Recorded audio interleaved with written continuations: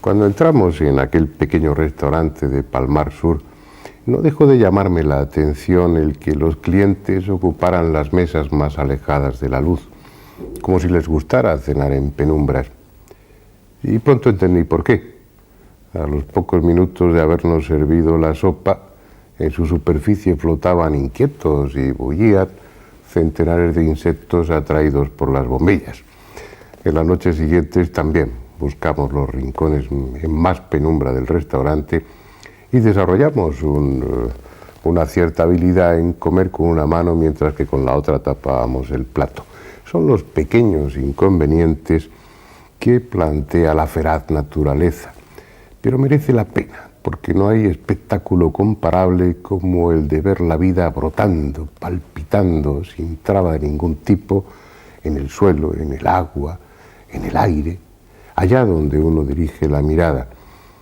Y la verdad es que recuerdo de aquellos días de rodaje en Costa Rica, un país maravilloso, habitado por gente amable y acogedora, un recuerdo muy, muy agradable.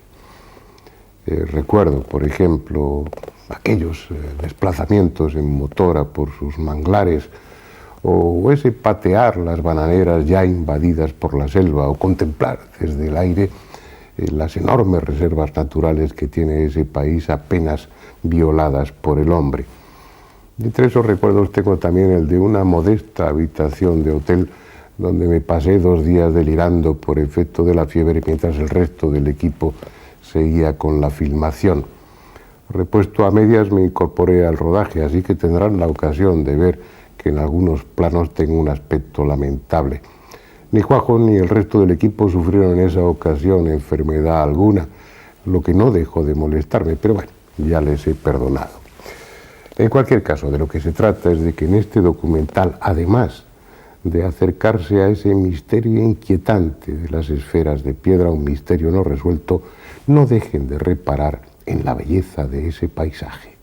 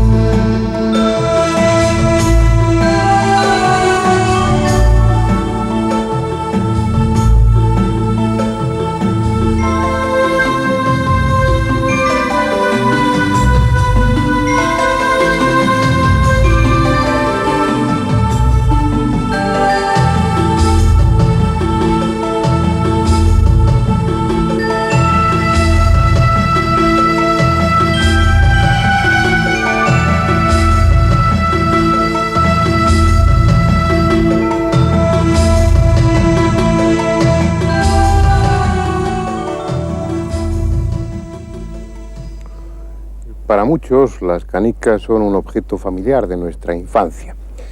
No parece haber mucho de misterioso en esa forma esférica. Da igual que sean grandes o que sean pequeñas. Es una forma habitual, familiar, que no induce a la desconfianza, que no sugiere desconocimiento o misterio.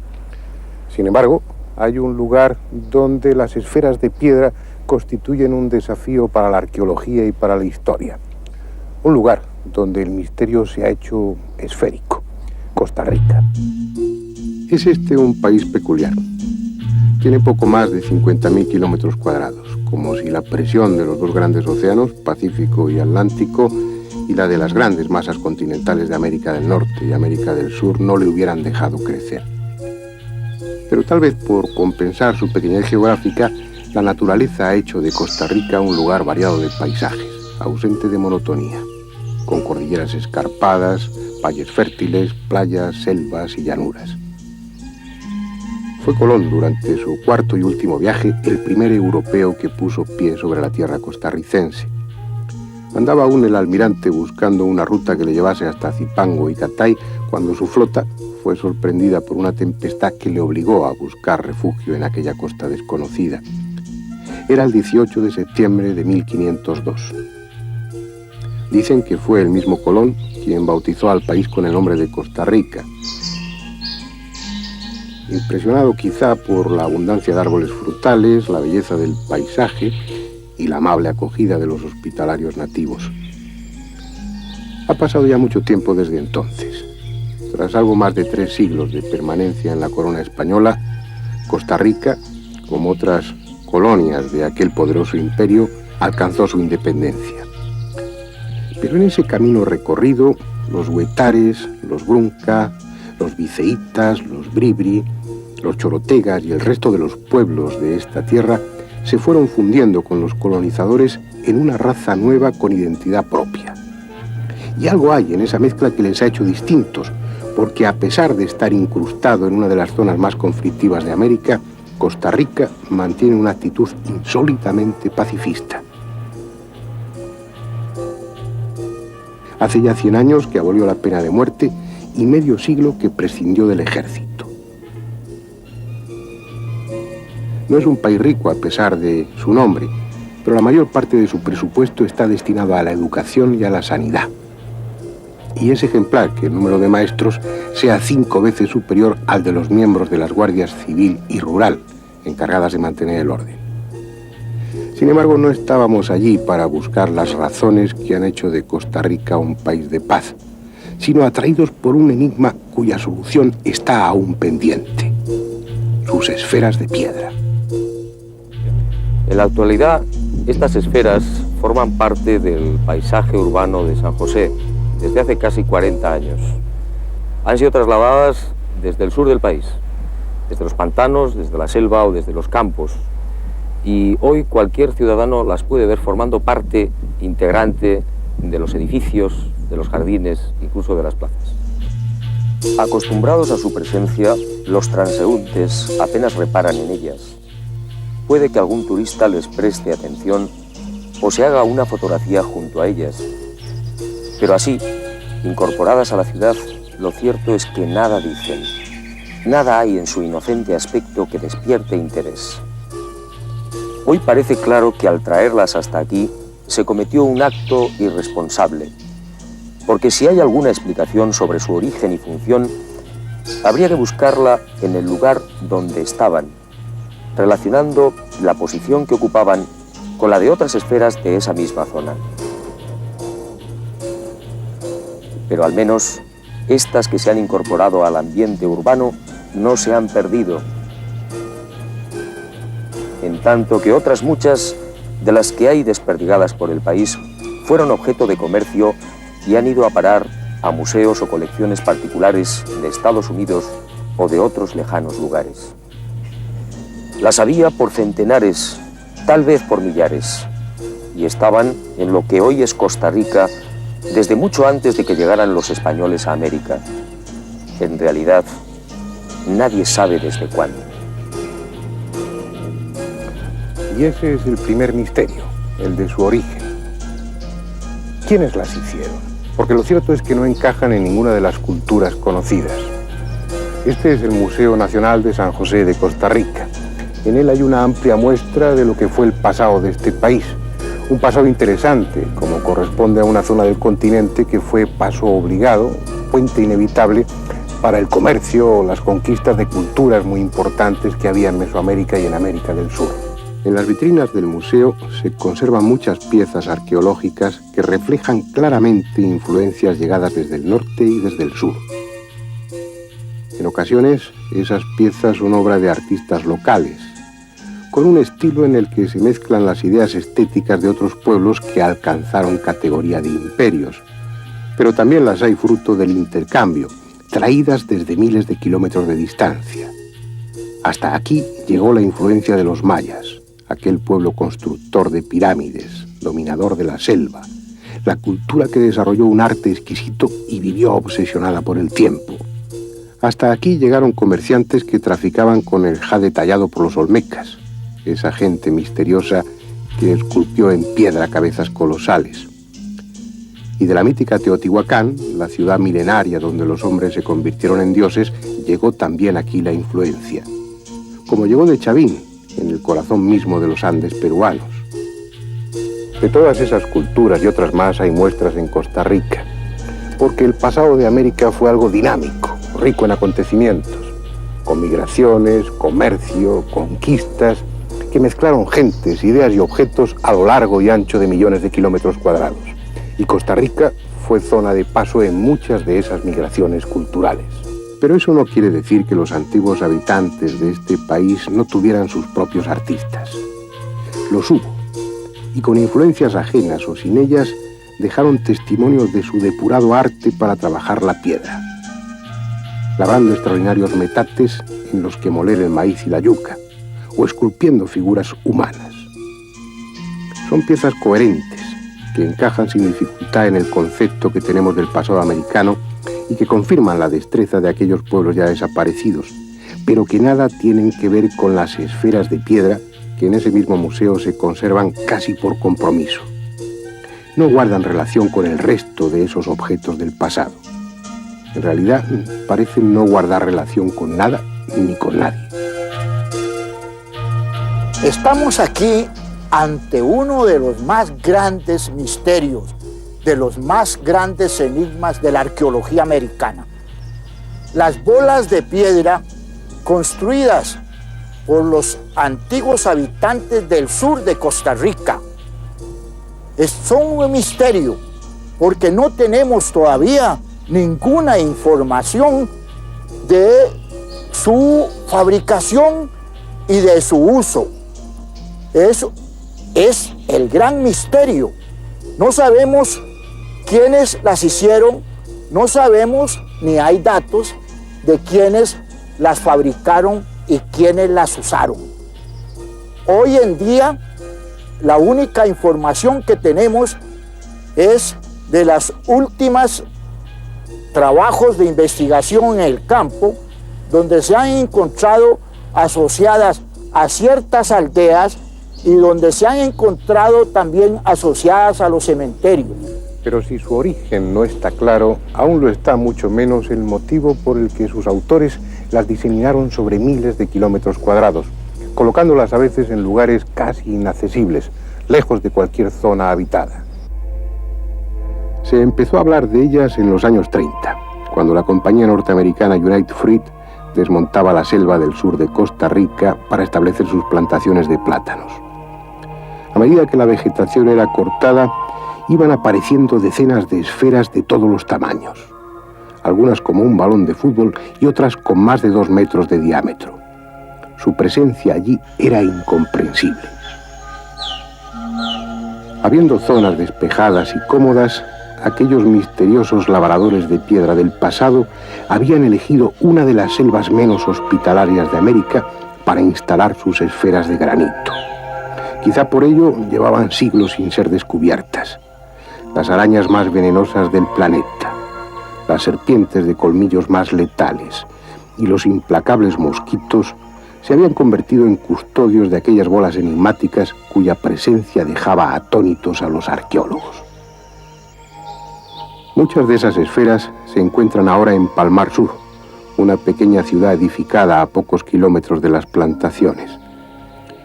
Sus calles y edificios conocieron tiempos mejores, porque es una de esas poblaciones construidas al reclamo del oro, complementado en este caso por los abundantes puestos de trabajo generados por la industria bananera.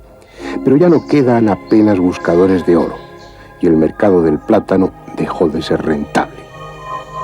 La poderosa United Fruit abandonó la región y Palmar Sur fue languideciendo hasta convertirse en un pueblo casi deshabitado, en un lugar de nostalgia donde los viejos que aún permanecen rumian el recuerdo de un próspero pasado.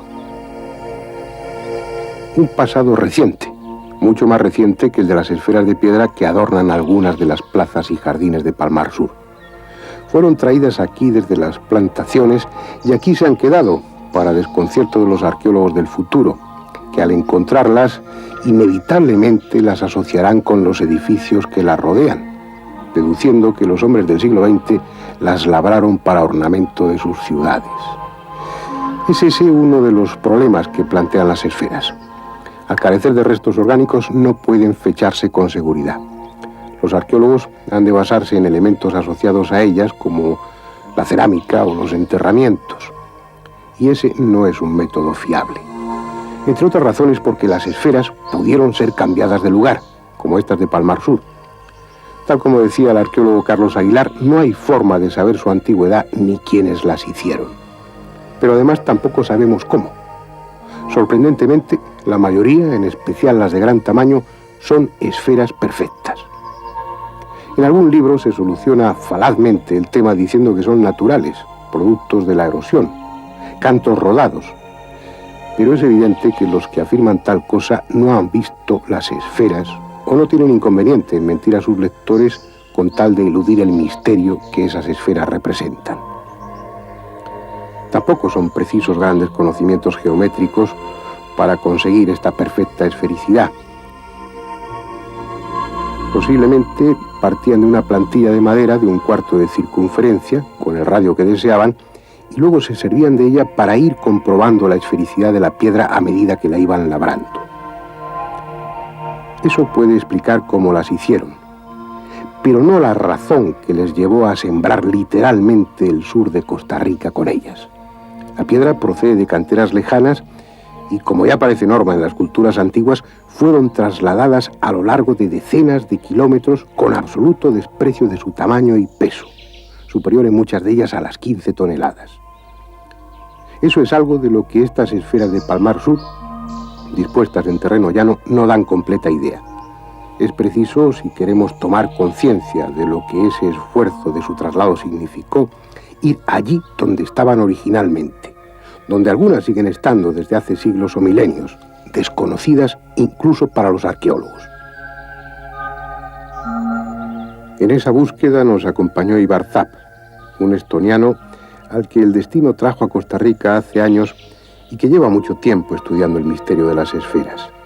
Siguiendo la pista de rumores, confidencias o puras leyendas, Ibar ha descubierto esferas que hasta ese momento permanecían ignoradas. En esta ocasión, nuestro objetivo era filmar unas de esas bolas de piedra que ni siquiera él había visto. Nuestras pequeñas motoras se deslizaban esquivando los bancos de arena del río Sierpes, adentrándose en el manglar, aún más peligroso por la marea baja, dejando atrás multitud de islas cubiertas por la selva. Estábamos recorriendo parte del delta del Diquís, una reserva natural exuberante de vida. A ambas orillas se alzaban hasta 500 especies de árboles, nazarenos, poponjoches, guayabones, que se elevaban majestuosos 40 metros por encima del suelo. Invisibles para nuestras rápidas embarcaciones, miles de animales diferentes compartían su vida en aquella selva apenas visitada por el hombre. Más de 300 especies de aves llenaban el aire de cantos y graznidos. Abajo, sobre el lecho de hojas caídas, 33 variedades de serpientes, entre ellas las más venenosas de América, constituían una advertencia permanente para los escasos buscadores de oro que aún se aventuran por la zona.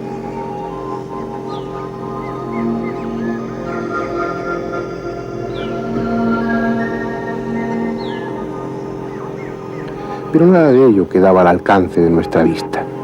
Tan solo algunos caimanes que ni siquiera tuvieron el amable gesto de dejarse filmar.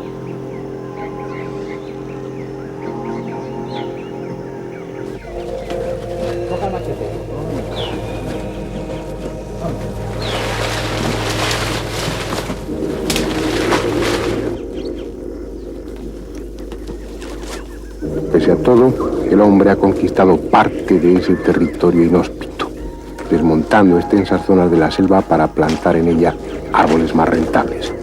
Casi no quedan bananeras, pero hay aún cacautales. La piedra, muchacho. Claro. 80, como la de la universidad, de la escuela. ¿Dónde va la cama? En uno de ellos, el azadón dio con la dura piedra de unas esferas. Podemos ver de la altura.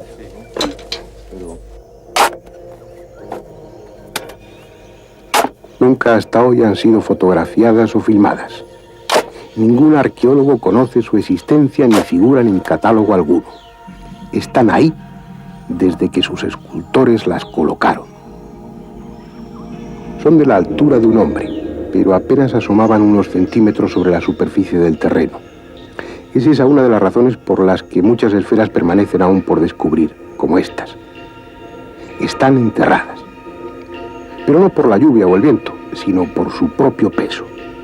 Lentamente, milímetro a milímetro, su enorme masa las va hundiendo en el suelo.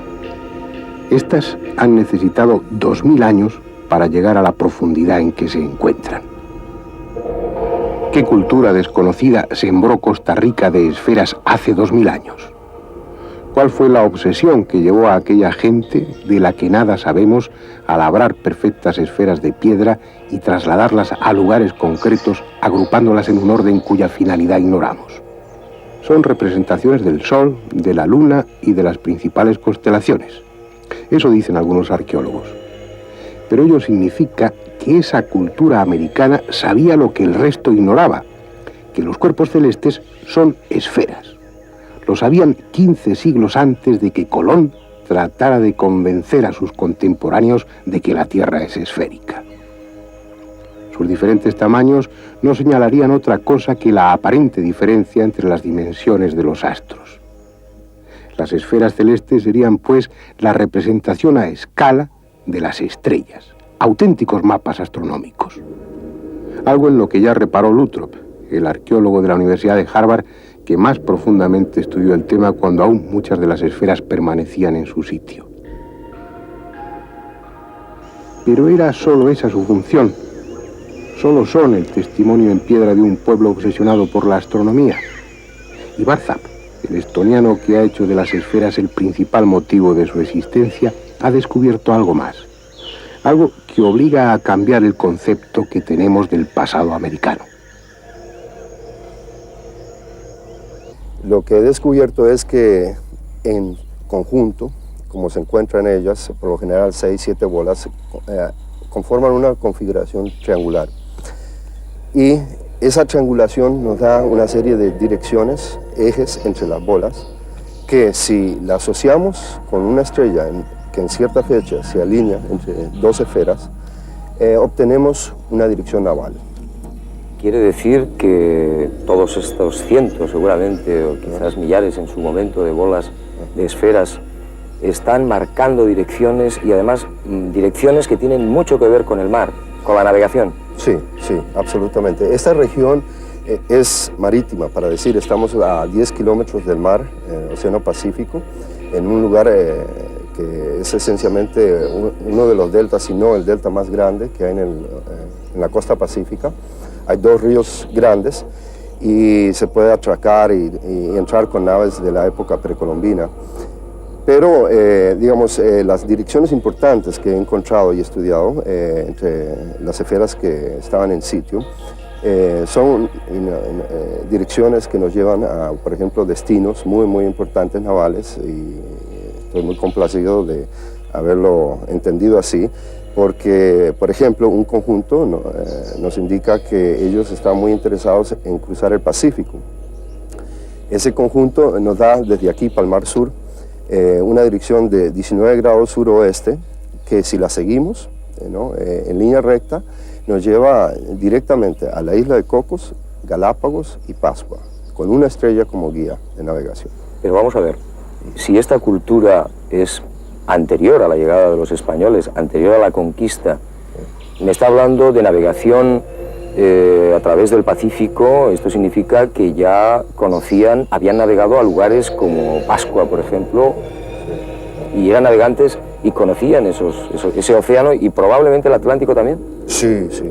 Yo he encontrado direcciones navales en estos grupos de esferas que me indican que ellos conocían la costa de Europa, la entrada al Mediterráneo, Egipto, especialmente Inglaterra, en la costa de Europa. Ellos navegaban por la costa este de Norteamérica con la corriente del Golfo y daban vuelta con esa corriente, y probablemente la primera parada al otro lado del océano era por Inglaterra, ¿no? Estas esferas, otro misterio, eran situadas aquí en Costa Rica, en toda esta zona del sur, en determinados lugares para conseguir unas determinadas direcciones, unas alineaciones que servían para navegar.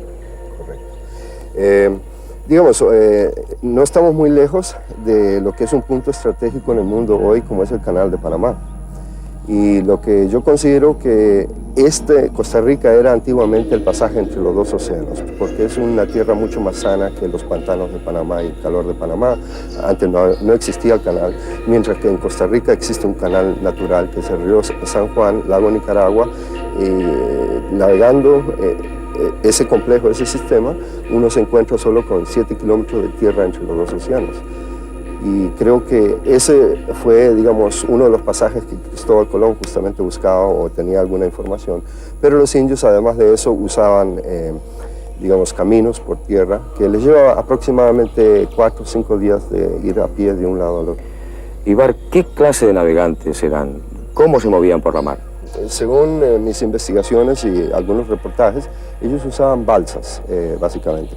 Balsas con quillas, 3 adelante, por lo general de unos 3 metros cada uno y 3 atrás. Y entonces subiendo o bajando estas quillas ellos podían maniobrar la barca. Si no había viento usaban corrientes marinas para desplazarse y si no ambos, velas, también velas cuadradas. Pizarro se encontró con esas naves navegando hacia aquí desde Perú, contra viento, contra corriente. Cuando te refieres a quillas, ¿te refieres a velas submarinas? Sí, básicamente son eso. Es decir, velas que se utilizan bajo el agua y se utilizan con las corrientes. Con las corrientes, correcto. Creo que se ha hecho también una experiencia muy interesante con un avión respecto a las alineaciones, a lo que marcan las esferas. Sí, era necesario comprobar científicamente con un buen equipo estas direcciones, entonces yo le di estos datos a un amigo piloto y él los introdujo a la computadora que usa geometría de arcos y el avión pudo llegar desde aquí con el ángulo de despegue a 60 kilómetros de desviación de la isla de Pascua y sobrevoló Isla Cocos, Galápagos y llegó a 30, 40, 50 kilómetros de desvío, pero eso quiere decir que el navegante podía ver literalmente la isla a la vista. Es decir, la información que están proporcionando las esferas en sus alineaciones fue suministrada a una computadora de un avión y con esa información de hace miles de años, ese reactor pudo llegar con un error de 60 kilómetros a la isla de Pascua. Sí, desde aquí, 7.600 kilómetros de distancia de aquí, si no me equivoco.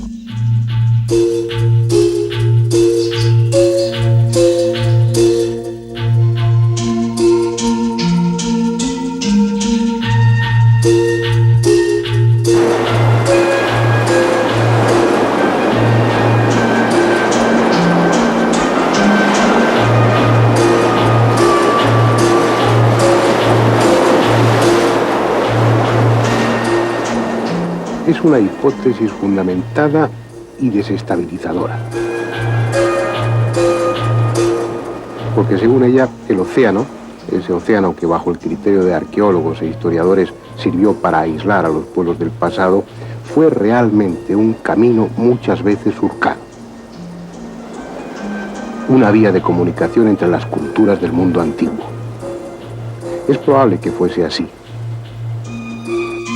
Y si así fue, esas bolas de piedra desperdigadas por plazas y jardines o sepultadas en la selva constituyen el mudo testimonio de un pueblo de astrónomos y marineros que recorrió medio mundo antes de ser tragado por el tiempo.